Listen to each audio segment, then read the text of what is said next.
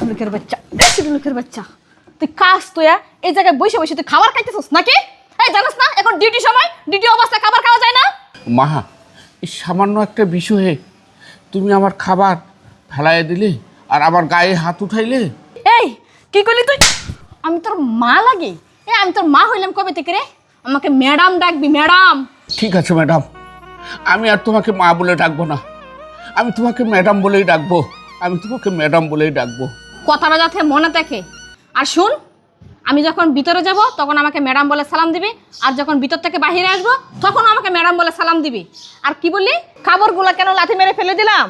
শুন, তুই গেট বন্ধ করে ডিউটি অবস্থায় খাবার খাইতেছিলি, মানুষ কিভাবে চলাচল করবে সেই জন্য তাকে শিক্ষা দিয়ে গেলাম। ম্যাডাম কি করতেছেন? বেচারা গরিব মানুষ, তারপরে আবার মুরব্বি। থাক, ছেড়ে দেন। এই আপনি চুপ করেন। কি বলছেন? এদেরকে ছেড়ে দিব? আজকে ওরা গেট বন্ধ করে খাবার খাইতেছিল, কালকে কি করবে জানেন? এখানে বিছানা পাইতে আর শুয়ে থাকবে কাজ বন্ধ করে।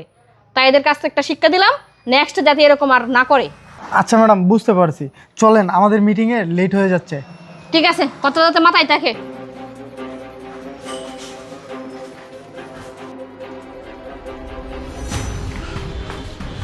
ওয়ালাইকুম সালাম। কাকা বসেন বসেন বসেন, বসে আপনি খাবার খান। আপনি কোনো টেনশন করতে হবে না, বিষয়টা আমি দেখতেছি, থাকেন। স্যার, সকাল সকাল ইমার্জেন্সি ডাকলেন আমাকে, কোনো সমস্যা? হ্যাঁ, সমস্যা তো একটা। আপনার ভাই। এই ছোট লোকের বাচ্চা, অনুমতি ছাড়াই তুই রুমের ভিতরে ঢুকে পড়লে? তোর কি কোনো কমন সেন্স নাই গিয়া? জানোস না কারো রুমে ঢুকতে হলে অনুমতি নিয়ে ঢুকতে হয়? আরে দেখছিস না স্যারের সঙ্গে আমি ইমার্জেন্সি কথা বলতেছি, তোর সাহস কি করে হলো বিনা অনুমতিতে রুমে ঢুকে আমাদের কথার মাঝে কথা বলার? যা বেরো, আমাদের কথা শেষ হলে তারপর তুই ভিতরে ঢুকবি। কি হলো, যাচ্ছিস না কেন? এখনো দাঁড়িয়ে আছিস না? আরেকটা চোর খাবি? সুইটি ম্যাডাম থামেন আপনি। স্যার দেখেন না, ছোট লোকগুলা আসলে এদেরকে লাই দিয়ে না মাথায় তুলে ফেলছি, বুঝছেন? ওরা যখন যা খুশি তাই করে ফেলে। এই থামেন আপনি। লাইফে মাথায় তারা উঠে যায় নাই, আমার তো মনে হচ্ছে আপনি লাইফে মাথায় উঠে গেছেন। আমি আপনাকে সুযোগ সুবিধা বেশি দিয়ে ফেলেছি, তাই আপনি মানুষকে মানুষ মনে করছেন না। আপনি কি পেয়েছেন? আমি কালকে দেখলাম লাঞ্চ টাইমে ওনার খাবারে আপনি লাথি মেরেছেন, খাবারগুলো ছিটে পড়ে গিয়েছে, আর আজকে আবার সেম কাজটাই আপনি করতেছেন। আসলে ঘটনাটা কি? আপনি এত ছোট মনের মানুষ আমি তো কল্পনাই করতে পারি নাই। এই আপনি ওনার দিকে তাকিয়ে দেখেন তো, উনি তো আপনার বাবার বয়সী। একজন বাবার বয়সী মানুষের সাথে এই ধরনের আচরণ কি আপনি করতে পারেন? আপনার এত বড় সাহস হয় কি করে এই ধরনের কাজ করার? আমি এই বিষয়টা নিয়ে কালকেই কথা বলতাম, কিন্তু ব্যস্ততার কারণে বলতে পারি নাই। আজকে আপনাকে ডেকেছি, কিন্তু আজকেও আপনি সেম কাজটাই করলেন। শুনেন, সে হতে পারে সিকিউরিটি, সে হতে পারে সামান্য একজন গার্ড, সেও তো একজন মানুষ। আর মানুষকে সম্মান করতে শিখেন। আপনার কাছ থেকে তো আপনি একজন শিক্ষিতা মহিলা, আপনি কিভাবে পারেন এই ধরনের মানুষের সাথে আচরণ করতে? সেও তো আমাদের একটা ফ্যামিলি, পরিবারের সদস্যর মতোই।